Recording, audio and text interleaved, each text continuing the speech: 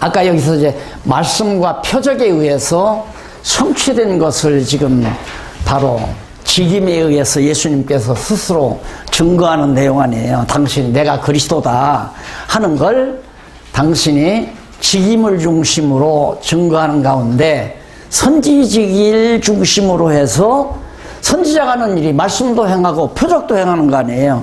그래서 먼저 말씀을 통해서 아까 첫 시간 말씀, 그러니까 당신 스스로가 바로 선지자의 예언이나 모세의 율법이나 모두가 다 당신이 이루고 당신이 행한다. 이제 그 얘기예요. 간단히 말하면. 이게 목사님들은 그렇게 정리하면 쉽잖아요, 이게. 그 다음에는 이제 강론집을 자세히 보면 일일이 다 나오니까 참고를 하시면. 그래서 저도 강의하기도 편코 좋고, 그래, 속도도 좀 빨리 나가고. 자, 그러면 이제는 문제는 이제 표적만 남았잖아요. 표적. 예, 표적으로 예수님께서 당신이 그리스도라고 하는 사실을 증거함으로 구약의 언약을 이루시는 내용이거든요. 그러면 8장에서 9장까지인데 그 내용 가운데 내용 분석 한번 보십시다. 해설 두 번째 줄 뒷부분에 보면 그 내용 가운데 8장 1절로 17절은 선지직에 대해 가르쳐 증거하신 내용이고 선지직에 대해서 예수님이 가르쳐요. 그리고 나서 18절로 34절에서 통치직에 대해서 가르치고, 예, 선지직에 대해서 가르치고 통치직에 대해서 가르치고, 그리고 9장 1절로 17절은 제사직에 대해서 가르치시는 내용이고 18절로 38절은 그리스도직을 가르쳐 증거하셨다. 결국은 선지직, 통치직, 왕직이죠. 통치직, 제사직, 이거에 대해서 가르쳐 표적을 행함으로 가르쳐요. 그리고서 당신이 그리스도라는 직분을 마지막으로 결론적으로 마무리하는, 그걸 보면 이 마태가 성령 감동을 따라서 얼마나 논리적으로 성경을 잘 기록했나, 이런 것들이 이제 우리의 무기란 말입니다. 이런 것들이. 그러니까 저 인간들은, 문서설자 저 인간들은 뭐 선지직에 대해서 얘기하다가 갑자기 통치직에 대해서 얘기하고, 그 다음 뭐 제사직에 대해서 얘기하니까 얘기 성격이 확 다르잖아요. 그러니까 그걸 증거하기 위해서 표적을 행했는데 뭐 이런 표적 행한 내용, 저런 표적 행한 내용, 이 표적들이 뭐 행한 순서대로도 아니고 먼저 행한 거 뒤에 나오고 뒤에 행한 거 앞에 나오고 이래 놓으니까 헷갈리는 거죠. 그러니까 이건 문서다, 이론이 논리가 없다 이거예요. 그런데 논리가 너무 정연하잖아요. 예? 바로 지금 8장에서 9장까지가 예수님이 내가 그리스도다 이걸 증거하기 위해서 표적으로 증거하는데, 먼저는 당신이 선지자라는 걸 표적으로 증거하고, 다음에는 통치자, 왕이라는 걸 표적으로 증거하고, 그 다음에는 제사장이라고 하는 것을, 제사직에 대해서 표적으로 증거하면서 내가 그리스도다. 얼마나 정말 기가 막힌, 물샐 틈 없는 논리예요. 아주 정확한 논리예요. 그러니까 목사님들이 이제 이것만 발견하게 되면 성도들 가르치기도, 정말 성도들이 좀 나이 드신 분들은 이 논리성에 대해서 좀 둔감하잖아요. 그러나 요즘 40, 50대만도 다 논술고사 봐서 대학 들어간 세대들이에요. 막 쫙쫙 빨려 들어가요. 아주 쫙쫙. 예. 그래서 그 정리를 해가는데, 그 밑에 보면 두 번째, 세 번째 문단 줄바꾼 데 나오죠. 거기 보면 일찍이 여호와 하나님께서는 모세와 같은 선지자 하나를 일으킨다고 언약하신 대로 여호수아를 보내어 이스라엘 자손을 가르치도록 섭리하실 뿐만 아니라, 이게 근거예요. 바로 지금 예수님께서 하시는 구약적 근거가 뭐냐면, 모세가 바로 모세와 같은 선지자 하나 보낸다고 하지만 진짜 여호수아 보내가지고, 이제 여호수아가 누구라고 그랬어요? 우리가 여기서 하였나? 여호수아가 예수라는 말이, 자기 백성을 주에서 구원할 자, 예수란 말이 바로 여호와는 구원이시다, 이런 말로서 여호수아와 예수는 같은 맥락의 이름이에요. 히브리어로 예수스, 헬라어로 예수스, 여호수아는 히브리어로 여호수. 그래서 이제 같은 얘기인데, 바로 모세와 같은 선지자를 보낸다는 것이 구약 시대에는 모형적으로 여호수아를 보냈지만, 신약에 와서 진짜 모형이 아닌 실체적인 선지자 예수가 왔다는 얘기입니다. 그래서 그것이 신명기 18장 15절에 나오고, 이사야 선지자를 통해서 우리의 연약한 것을 친히 담당하시고 병을 짊어지셨도다. 시편 53편 4절. 이걸 근거로 해서 표적을 행하실, 병자들을 고치는 표적 행하실 그리스도가 오셨다. 그렇고 이러한 예언에 의한 언약을 성취해 주시려고 그리스도를 참 선지자로 보내어 표적으로 가르쳐 성취하도록 섭리하시는 것이다. 이는 여호와의 언약이 역사적 사실로 성취돼. 그러니까 예수님이 오셔서 표적을 행하는 것은 구약의 언약대로 그대로 이루어짐으로, 봐라, 구약에서 언약된 대로 내가 이렇게 표적을 행하지 않느냐, 이 표적을 행하지 않느냐, 그러니까 내가 메시아다, 그 말이죠. 그런데 우리는 그동안 그걸 모르고 산에서 기도하시던 분들이 예수님처럼 뭐 물 위에도 걷고, 예수님처럼 뭐 문둥이도 고치고, 뭐 귀머거리도 낫게 하고, 안전망이도 일으키고, 이 오두방정들을 다 떨었다. 오두방. 말도 아닌 짓거리들을 했다, 이 말. 말도 아닌 일을. 그래서 다 한국교회가 망쳐진 거 아니에요? 그래서 여기서 한 가지 이제 목사님들이 정리할 일은,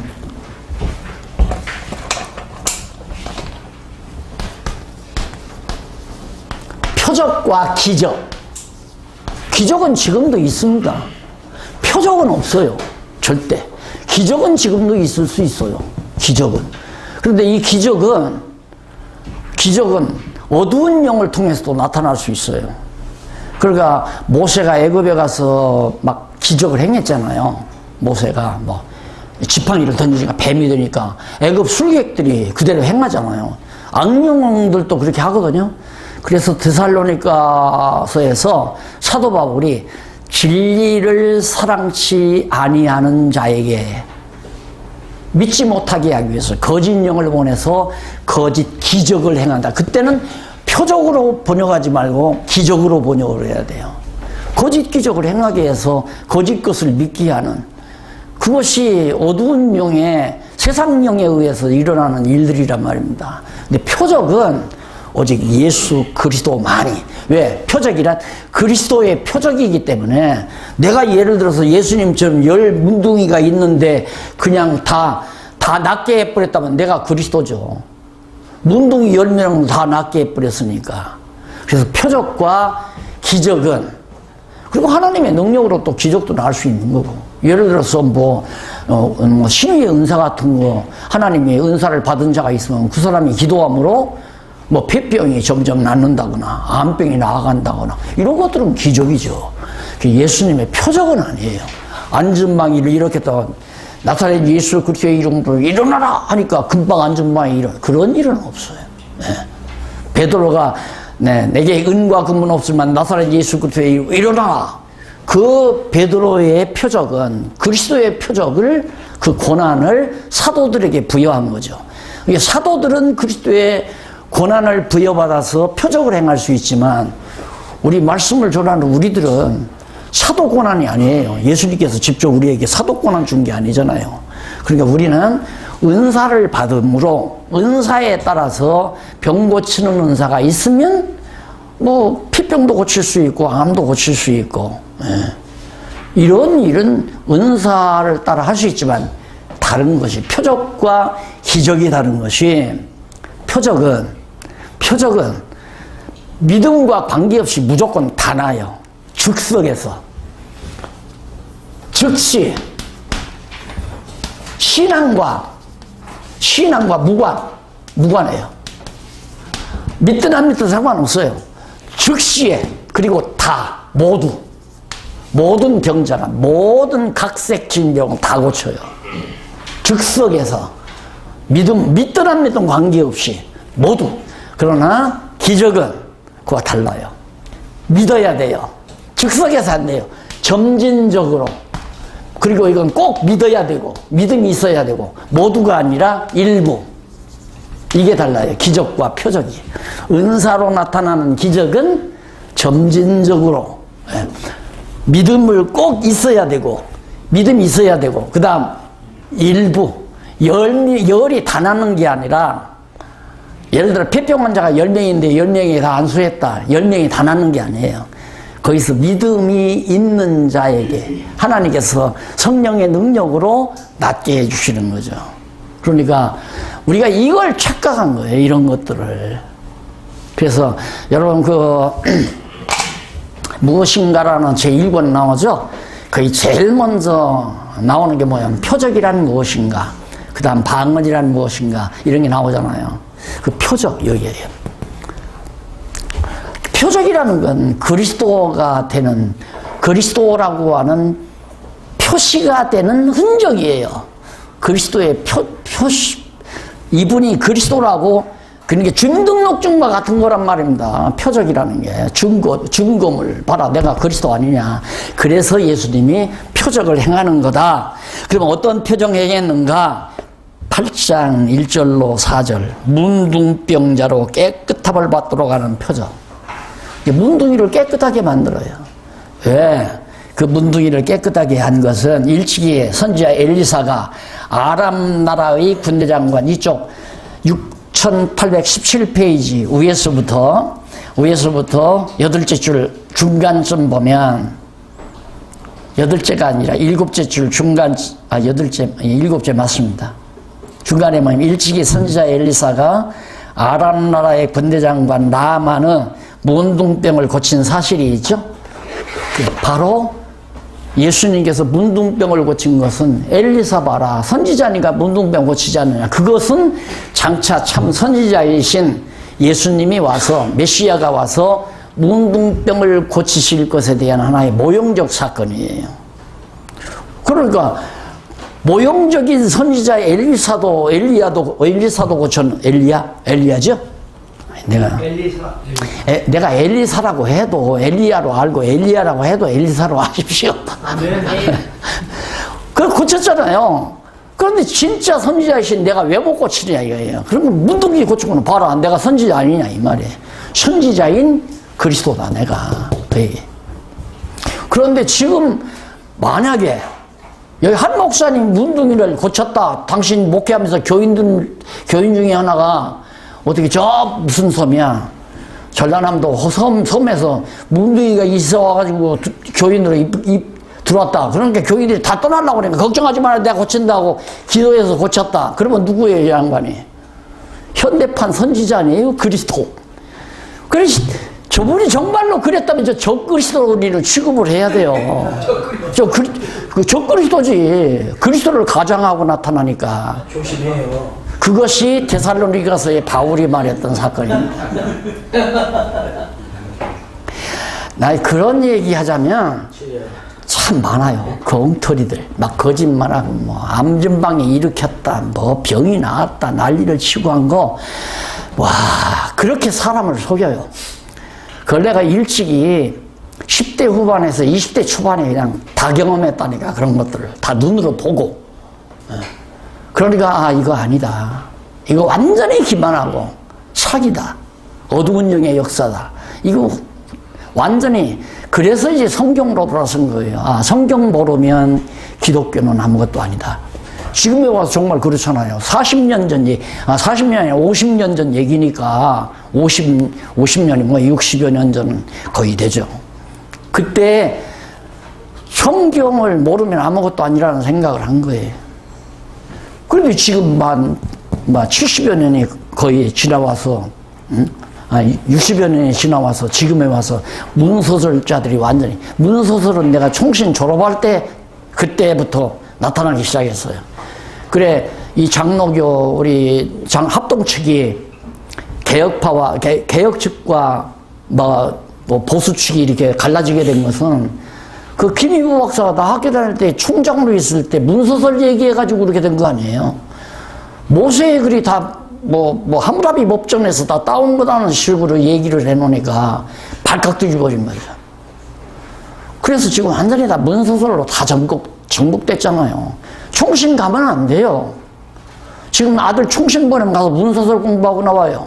마르스 공부하고 나오고. 그러면 순수하게 정말로 이 성경이 하나님 말씀이라고 이걸 순수하게 지킬 수 있는 무기를 갖추는 것은 목사님들 지금 공부하나 이거 아니면 안 되잖아요. 이거 아니면 무장이 안 돼요. 문서설자들하고 얘기가 안 된단 말입니다. 그래서 지금 표적 얘기하는데 표적만도 벌써 해석이 다르잖아요. 전혀. 그 다음 여기 보니까 5절로 13절 문둥병자를 말씀으로 낫도록 하는 표적. 그러니까 예수님이 문둥병자 고치고 그 다음 중풍병자 고치고 하는 것이 병자들을 불쌍해서 고친 게 아니에요. 목적은 내가 그리스도다. 이거 확증해 주려고.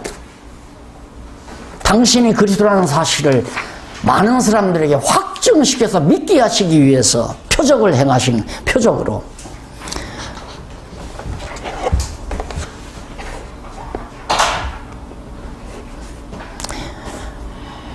그 다음 그렇게 행하시고 나서 그거 한번 보십시다. 이쪽 6818페이지 밑에서 세 번째 줄 중간쯤 보시면 이런 게 나와요. 그러자 예수께서 들으시고, 그러니까 그 말이 왜 그러냐면 백부장이 내가 가겠다 그러니까 아이고 그러지 말고 그냥 말씀으로만 하십시오. 말씀만 하셔도 됩니다. 그러니까 다만 말씀으로만 하옵소서라는 말은 그리스도의 권능에 대한 확신을 보여주는 내용인데, 백부장은 그 네 번째 줄 뒷부분에 나오죠? 밑에서 네 번째 줄. 백부장은 예수께서 명령만 하시면 순종할 것을 아뢰었다. 그러자 예수께서 들으시고 기이 여겨 좇는 자들에게 내가 진실로 너희에게 이르노니 이스라엘 중 아무에게서도 이러한 믿음을 만나보지 못하였다. 그러니까 예수님이 메시아니까 그리스도니까 그리스도가 막 끝까지 중풍병자 하나 못 고치냐 이거예요. 고칠 수 있다. 나는 그리스도를 믿는다. 그러니까 말씀만 하시면 됩니다. 그런 믿음을 이스라엘 가운데 여지껏 내가 못 봤다. 그렇죠. 그러니까 믿는다는 말은 우리 중풍병자를 고친다고 하는 사실을 믿는 게 아니라 예수가 그리스도라는 사실을 믿는다는 말이에요. 그러니까 우리가 예수님께서 병자들 표적을 행한 것은 병자들을 불쌍히 여겨서 표적을 행한 것이 아니라 당신이 그리스도라는 사실을 확증지어주기 위해서. 그러니까 예수님이 말구유에 태어나는 것도 마찬가지고 처녀의 몸에 잉태되는 것도 마찬가지고 애굽으로 피난 가는 것도 마찬가지고 돌아와서 나사렛촌에서 사시는 것도 전부가 구약에서 보내심하고 약속하신 메시아 그리스도라는 사실을 확증지어주는 하나의 사건들이었다. 그것도 표적이라 이 말이에요. 그러니까 애굽에서 돌아와 나사렛에서 사는 것도 표적, 그리스도의 표적. 말구유에 태는 것도, 박사들이 와서 절하는 것도, 그 다음 헤로드 왕이 죽이려고 하는 것도 전부가 다 예수님의 행적 하나하나가 표적적 사건이 아닌 게 없는 거죠. 자, 그 다음에 통치직에 대한 가르침이 나와요. 통치직. 예수님 내가 왕이다. 그런 주기인데 18절로부터 34절인데 먼저 18절에서 22절 22페이지 6822페이지 주권적인 제자 선택으로 인간을 통치하는 왕권을 예수님께서 그냥 제자들을 다 불러들이잖아요. 하나하나. 그리고 이제 이런 얘기를 합니다. 20절에 한번 보시면 20절이 아니라 처음부터 한번 볼까요? 18절. 예수께서 무리가 자기를 애워삼을 보시고 저편으로 건너가기를 명하시니라. 무리들이 오면 떠나요, 예수님은. 무리들이 오면. 왜? 아직 저들에게는 깨닫게 하면 안 되니까. 무리들이 다 깨달아 버리면 백성들이 다 예수가 그리스도인 줄 알아버리면 예수님 이 다음에 십자가에 못 박을 사람이 없잖아요. 그리고 그들은 불택자니까 깨닫지 못하게 하고 못 듣게 만들고, 이제 공부해보면 알아요. 그래서 제자들에게만 보여주기 위해서. 그래가지고 이제 그 19절 한 서기관이 나와 예수께 말씀하되 선생이여 어디로 가시든지 저는 쫓으리이다. 서기관이 와서 내가 주님 쫓겠습니다. 그러니까 예수께서 이르시되 여우도 굴이 있고 공중에 나는 새도 깃들일 곳이 있건만 오직 인자는 머리 둘 곳 없다. 야, 착각하지 말아라. 내가 왕처럼 네가 보여. 내가 막 귀족들이 나타나 보니까 따른다고 그럴 거 아니에요. 필요 없다 이거야. 날 따라오지 말라 그 말이에요. 여우도 굴이 있고 공중에 나는 새도 깃들일 곳이 있지만은 너 먹을 것도 없고 너 거할 것도 없다. 뭐로 따라오냐? 못 따라오게 해요. 따라오지 말라 그 얘기죠. 그러면서 뭐라고 그러냐면 21절 제자 중에 또 하나가 가로되 주여 나로 먼저 가서 부친을 장사하게 허락하옵소서. 그러니까 이럴 때는 바빠서 지금 부친 장사하러 가야 됩니다. 그러니까 예수께서 가라사대 죽은 자들로 저희 죽은 자를 장사케 하고 너는 나를 쫓으라. 나 같으면 따르겠다는 사람 따르고 아버지 장사 친회를 가야 돼요. 그러니까 같으면 가라. 이 보편적으로 맞는 얘기 아니에요? 근데 따라갔던 사람은 야 너 따라와봤자 먹을 거 없어. 걸로 없어. 가. 그리고 바쁘다고 잠깐 볼일 좀 못하니까 잔소리 말고 너는 나를 따라와. 바로 예수님께서 다 인간을 좌우하는, 지배하는, 통치하죠. 죽고 사는 것도 지배할 뿐만 아니라 예수의 제자가 되고 안 되는 것도 완전히 예수님께서 주권적으로 역사하는 걸 보여주고, 그 다음 23절로 27절 바람과 바다를 순종시킴으로 만물 통치권을 보여주고 왕권을. 자, 예수님 처음에 에덴 동산에서 천지 만물을 하나님께서 창조해 놓고 에덴 동산에서 아담에게 하나님께서 언약을 하시죠. 생육하고 번성하라. 그리고 내가 지어놓은 이 모든 만물 다 네가 다 정복하고 다스려라. 마지막 생육하고 너는 생육하고 번성하고 이걸 다 정복하고 그 다음 다스리라. 그러니까 만물 통치권을 쥐고 있는 거 아니에요. 그런데 예수님이 떡 나타나니까 앞에서 말했지만 마귀나 사탄이라는 놈이 예수님 앞에 금식하고 40일 금식하고 나타난 예수님이 돌로 떡 만들어 유혹하고 성전 꼭대기 올라가서 뛰어내리라.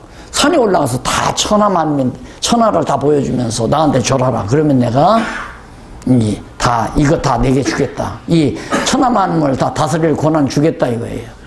그런데 다 이겨냈잖아요. 이겨내고는 지금 여기서 표적을 보여주네. 내가 통치자로서의 여기 지금 선지자이지만 당신이 통치자임을 가르치는 얘기요. 그걸 가르치기 위해서 바람과 바다를 복종시키잖아요. 바람과 바다에 잠잠하라. 그러니까 그냥 바로 바람과 바다가 복종하잖아요. 천지 만물을 지배하는 왕권을 당신이 가지고 있다는 사실을 말해주는 거죠.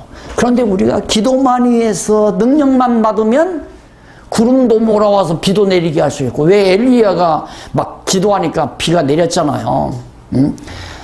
우리가 능력이 없어서 그래. 기도를 안 하고 능력을 못 받아서 그래. 능력만 받으면 바람과 바다야 잠잠하라 하면 바람도 순종하고 바다도 순종하고, 태평양 물고기 떼들아 전부 다 서해 바다로 몰려들어라 하면 물고기도 다 쫓아올 거거든. 왜? 갈릴리 바다에서 예수님께서 저쪽으로 그물 던지라는 게 다 잡았잖아요. 그러니까 성경에 있는 대로 하는 것이 성경대로 하는 줄 알았단 말입니다. 다 모두가.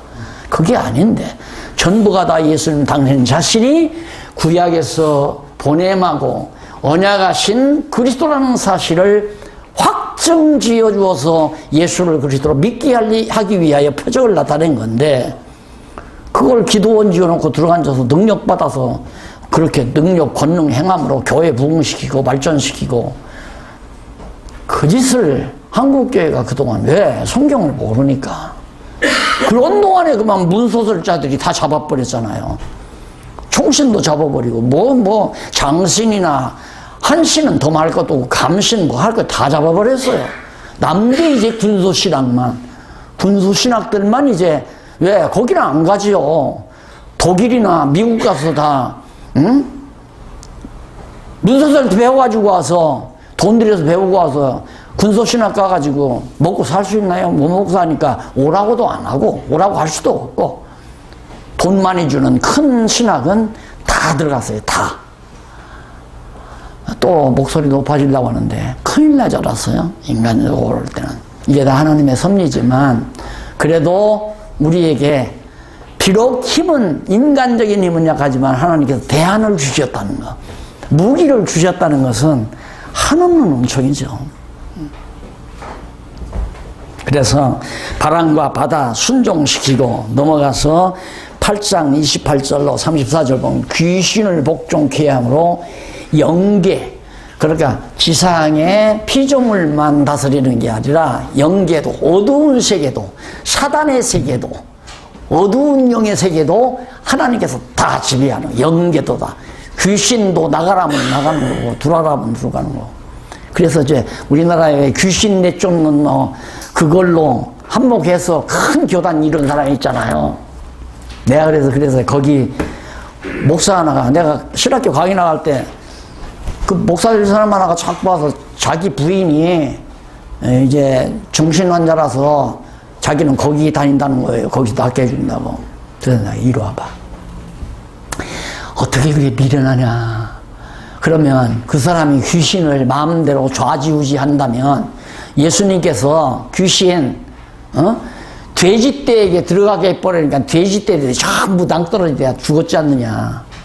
그러면 우리나라 뭐 국방 이거 문제 없다. 그냥 그 사람 국방부 장관, 안 그러면 장성급 참모 육해공군 참모 총장 시켜놓으면 북한에 쳐들어오면 저것들 안에 귀신 들어가라 하면 다 그냥 서해 바다에 빠져 죽는가 동해 바다에 빠져 죽을 거 아니냐. 어떻게 그렇게 사람이 미련해. 고쳤어? 그러니까 아직 안 나왔대요. 속지 마. 거짓말이야. 나간다면 그 귀신 장난이다. 그렇게 예수님 하듯이 자기가 한다니까 그 귀신 장난 아니에요. 다만 하나님께 아까 말한 대로 은사를 받아서, 병낫게 하는 은사를 받아서 은사로서의 정말 그런 기적적인 일을 해간다면 그건 있을 수 있죠. 내가 어렸을 때, 청소년 때죠. 우리 형님 동생이, 형님 친구가 일본서 살다 왔는데 귀신이 들렸어요. 정신병자가. 그러니까 형님이 그 사람을 데리고 늘 찬송도 부르고 성경도 얘기해주고 그러면서 돌봤는데 몇 달 만에 낫더라고요. 귀신이 나가더라고요. 그런데 이놈의 귀신이 그냥 나가는 게 아니라 동생한테 들어가요. 밑에 아들 동생한테, 남동생한테. 그러면 남동생이 나가나요? 안 나가지. 남동생은. 근데 형은 나갔는데, 그 형은 나와서 이발소를 하는데 동생은 안 나가요. 그러더니만 그 동생 속에서 나와가지고 여동생한테 딱 들어가더니만 여동생을 어디로 빠져주게 하면 금강에 빠져 죽게 만들더라고요, 귀신이. 그러니까 하나님께 기도하고 하나님을 의지하고 말씀을 이제 붙들어 인도하면 은사가 있으면 나갈 수 있어요. 귀신 나갈 수 있어요. 그건 믿지만, 아니 귀신들어 돼지떼에 들어가라 하니까 돼지떼고 다 들어가고 귀신들이 다 낳는 거 표적은 안 된단 말입니다. 예, 내게 오기만 해. 여기만 오면 귀신 다 나간다. 그 성경 몰라서 하는 소리죠. 나중에 알고 보니까 거기도 어디 출신이라고 그러더라고요. 이게 잘못 배워놓으면 그렇게 다 돼버리고 마는 거죠. 그래서 내가 이 표적만 얘기하면 날들어 성령 부인한다고 하면서 그냥 나가버리더라고요. 그래서 내가 조심하는 거예요. 나는 성령을 부인하는 게 아니라 이 기적내가 부인하는 게 아니에요. 표적을 부인하는 거죠. 그러니까 예수님 하듯이 하려고는 하지 말라. 그리스도의 영이신 성령이 오셔서 우리들로 하여금 교회에 유익을 주기 위하여 은사들을 각각 주잖아요.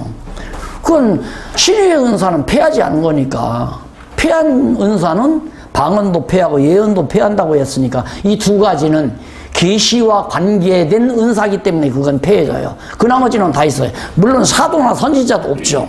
지금은 사도나 선지자는 없고, 또 은사 중에 이제 방언이나 예언도 없고, 그 다음에 나머지에 교회에 주시는, 유익을 위해 주는 모든 은사는 있단 말이야. 주시는 은사, 지혜의 은사, 지식의 은사, 병 고치는 은사, 이런 건 다 있는 거죠.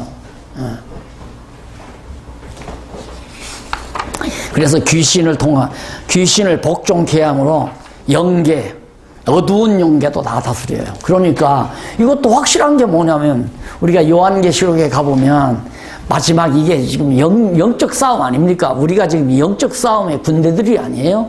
우리가 하나님의 말씀을 들고 정말 말씀의 검을 가지고 지금 불의의 권세와 지금 짐승 권세와 세상 권세와 우리가 싸우는 싸움인데, 이걸 싸우기 위해서 지금 칼 쓰는 거 아니에요. 주일날 강단에 서서 막 칼을 쓰는 거 아니에요. 성도들 안에 침투해 들어오고 있는 모든 어두운 영, 세상 영의 모든 욕망, 거짓, 불의, 이런 것들을 하나님의 말씀의 검으로 다 척결해서 그 어두운 영의 모든 생각을 다 물리쳐버리고 그러는 건데, 정말 마지막 날 예수님이 오셔서 무저갱에다가 짐승 것에 제일 왕초 집어쳐넣어서 무저갱에다가, 그러면 지금 차라리, 그때는 예수님께서 그놈을 이길 수 있는데 지금은 못 이기나? 아니에요. 지금도 얼마든지 이기지만, 예수님 그랬잖아요. 붙들기 전에 내가 지금이라도 하늘의 영, 천천만군을 시켜서 지금 날 붙들러 오는 악당들, 이것들 전부 다 쓰러뜨릴 줄 모르느냐. 칼을 쓰는 자 칼 망하니까 칼 꽂아라. 베드로에게 그랬잖아요. 그러니까 하실 수 있는데 안 하는 이유는 아직도 어두운 영이 필요하기 때문에 놔두는 거예요. 어두운 영이. 왜? 그놈들이 있어야 지옥 갈 사람 다 데리고 갈 거 아니에요. 그래서 다 임무가 끝나면 예수님께서 어두운 영의 오야범, 바로 짐승 권세를 잡아다 무저갱에다 집어넣고 무죄 시대를 만들어 가잖아요. 1000년 동안. 그러니까 지금도 하나님께서 정말 우리들더러 죄짓지 말아라, 선하게 살아라, 착하게 살아라, 뭐 그런 얘기예요. 어두운 영만 갖다 집어쳐넣어버리면 끝날까? 나도 이렇게 열 안 받고, 안 그래? 우리들도 거짓말 안 할 수 있고, 죄 없이 얼마나 편안하게 살 건데, 근데 왜 하나님이 그렇게 안 하시고 내버려 두는가? 아직 정하신 때가 안 됐기 때문에. 우리들 싸움 시키려고. 이 세상에서 가장 큰 오락이 뭐냐면 전쟁이랍니다. 전쟁. 가장 큰 오락이. 근데 우리야 진짜 기가 막힌 오락을 지금 하고 있잖아요. 어두운 영과의 투쟁. 마치 다윗하고 블레셋 군대하고 그 얼마나 우리가 이긴다는 확신이 있으면 당당하지요. 이게 와라, 올 테면 와라. 블레셋 군대 오가슴은 오고 골리앗 웃기지 마. 너는 총칼 가지고 나오지? 나는 만군의 여호와의 이름으로 나간다. 당당하잖아요. 이 맛에 사는 거죠, 솔직히. 우리 세상 사는 맛이 뭐예요? 아무리 대적이 강해도 너는 골로 간다. 내가 던진 돌멩이 하나만 너는 골로 간다. 해볼 테면 해보자. 바로 그 무기가 이게 있으니까, 이 돌멩이가 있으니까. 하늘에서 뜬 돌 떨어지잖아요. 돌이 그 신상을, 느부갓네살 왕이 본 신상을 완전히 싹 무너뜨려버리잖아요. 이런 엄청난 진리가 우리 되게 만들고, 우리로 하여금 사는 힘을 갖게 만들고. 그래, 우리는 아까 이 생활에 대해서 말씀을 드렸지만, 예수님께서 이 다음 이제 다 이게 심판할 때, 너는 내가 굶주렸을 때 먹이지 않았고 헐벗었을 때 입히지 않았다. 그러니까 내가 언제 안 입히고 안 먹이게 드렸습니까? 그러니까 너는 반대로 내가 배고팠을 때 먹여주었고 내가 헐벗었을 때 입혀주었다. 나 그렇게 한 일 없는데요. 예, 오른손이 한 일, 왼손이 모르게 하는. 그게 나는 모르죠. 그러니까 천국 가보면 기절해서 죽을 사람 많아요. 어떤 사람이 기절하는가? 나야말로 금별류관 쓰지. 내가 전 재산 수천억을 바쳐가지고 내가 주의 일을 했는데, 그런데 가보니까 너는 내가 굶주렸을 때 먹여주지 않았고 헐벗었을 때 안 입혀줬다. 에? 내가 1,000만 원, 1,000억이나 내서 했는데요. 너는 너 잘났는데 너 자랑하려고 다 하는 거고.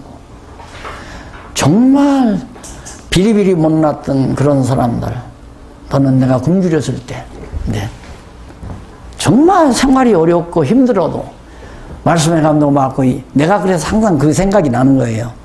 유럽은 그 경제정책이 잘 돼가지고 노후에도 연금으로 살잖아요. 우리나라는 아직 그게 잘 안 되니까 주택을 가지고 있는 사람만 주택연금을 주죠. 아파트는 예를 들어서 20평짜리가 있다 이 말이에요. 그러면 그걸 은행에서 잡고 세상 뜰 때까지 매달 얼마씩 공급해 주는 거 있잖아요. 그냥 먹고 사시다가 가라 그 말이에요. 근데 유럽 같은 경우, 유럽의 뭐 노르웨이나 그런 덴마크나 그런 1등 국가들은 모아서 자식에게 물려줄 이유가 없잖아요. 그러니까 모아놓지 않고 그냥 편히 살다가 가기 위해서 나이 들면 연금을 주죠. 연금을 줘서 연금으로 사는데, 두 노인이 연금 받아가지고 생활하는데 시장에 가서 그걸 자꾸 전략하는 거예요. 그걸 전략해서 한국에서 화란으로 공부하러 간 한국 신학생을, 박사학위 받으러 간 사람을, 야, 내가 저분 하나 등록금을 대줘가지고 말씀 배워가지고 한국에 가면 얼마나 많은 사람을 살릴 수 있을까? 꼬박꼬박 장학금을 준 거예요. 그게 본인도 몰랐대요. 일단 공부할 때 교수가 그러더라고요. 그 장학금 받아야 자기가 공부하고 왔다고. 근데 누군지를 몰랐대요. 그래서 졸업식 받고 학위를 받으려고 하는데 그 장학금 주신 분이 오셨다면, 호 할아버지 할머니냐고 이렇게 나란히 와서 앉았더래요. 그런 분들이 영향을 받아서 그 교수가, 교수의 가르침을 받아 목사가 돼가지고 지금 100명을 말씀으로 구원하는지 1000명을 구원하는지 알 수가 없잖아요. 오른손이 하는 거 왼손 모르게 하는 거죠. 그런 사람이 하나님 나라 가면, 너는 내가 배고팠을 때 먹여주었고 굶주렸을 때 헐벗었을 때 입혀주었다. 나 그런 일 없는데요. 예수님한테 한 게 아니라 학생 도와줬지. 한 예를 제가 말씀을 드린 겁니다. 그러니까 오늘 정말 이거 정말 목사님들도 지금 같이 우리가 상고하면서 가슴이 뜨거워지겠지만 한국교회 살려야 되잖아요. 네? 한국교회 이대로 무너지면 안 되잖아요. 모래 위에 세워놨으니까 다 무너지고 쓰러져 가는 거란 말입니다. 말씀 반석 다시 해서 그 다음에 제사제기입니다. 제사제 9장 1절로 17절 6826페이지 6826페이지 거기 보면, 거기서 1절로 8절 보면 중풍병자를 고치는 표적으로 죄사하는 제사직을 가리킵니다. 아니, 중풍병자가 왔으면 잡아 일으키든가 인원을 하든가 다리에 힘을 얻으라 하든가 그러고 고쳐줘야 할 거 아니에요. 그런데 예수님께서 내 죄사함을 받았느니라 해버리니까 중풍병이 나와서 버린 거예요. 그러니까 바리새인들이 저가 뉘기에 감히 죄사함을 받았다고 함부로 저러는가. 귀가 없는 인간이라 못 알아듣는 거죠. 그래서 나는 그걸 알아들었어요. 귀가 있어서. 아하, 내가 죄사하는 능력을 가지고 있는 제사장이다. 그거 증거하기 위해서 그 표적을 행하셨구나. 맞잖아요?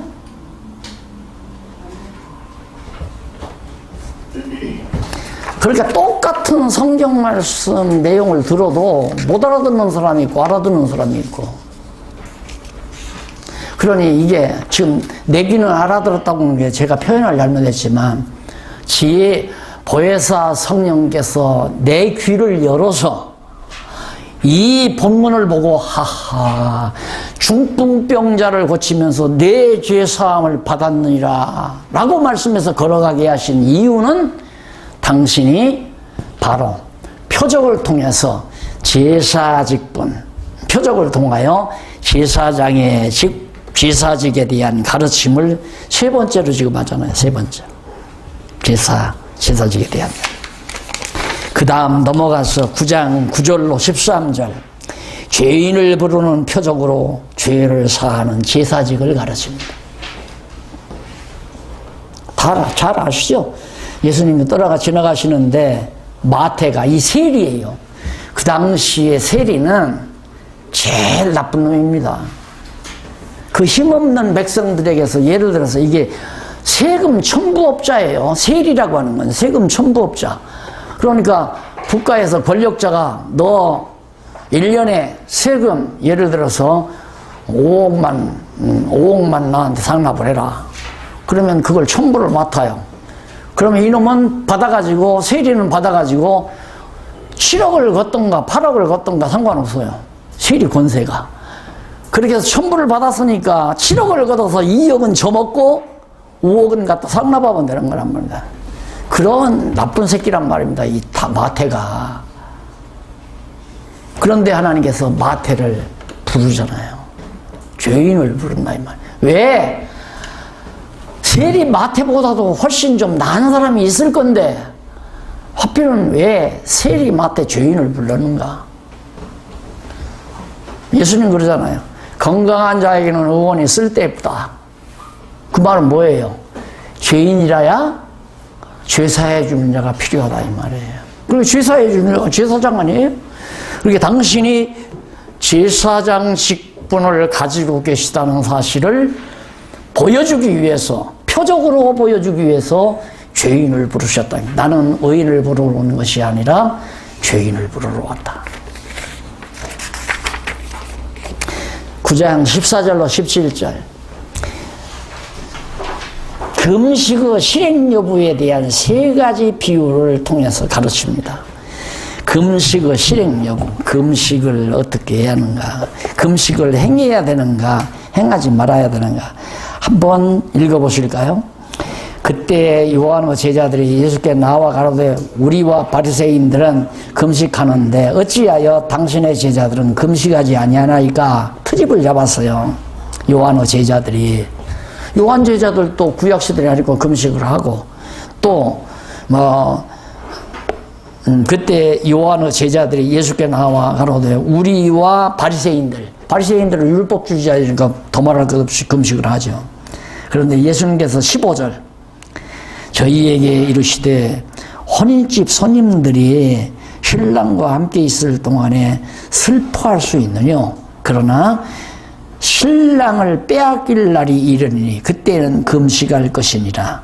생배 조각을 낡은 조각에 붙이는 자가 없나니 이는 기운 것이 그 옷을 당기기 때문이다. 그 다음 새 포도주를 헌 부대에 담지 않는다 그 말이에요. 그러니까 율법과 구약시대의 금식, 율법적인 금식과 신약시대의 진짜 참 금식인 예수 그리스도가 죄를 위해서 십자가에 못 박혀 피 흘려 죽으시잖아요. 가장 큰 고통을 당하는 거죠. 이 금식이라고 하는 것은 고난의 극치를 말합니다. 고난의 극치. 먹지 못하고 금식하는 고난.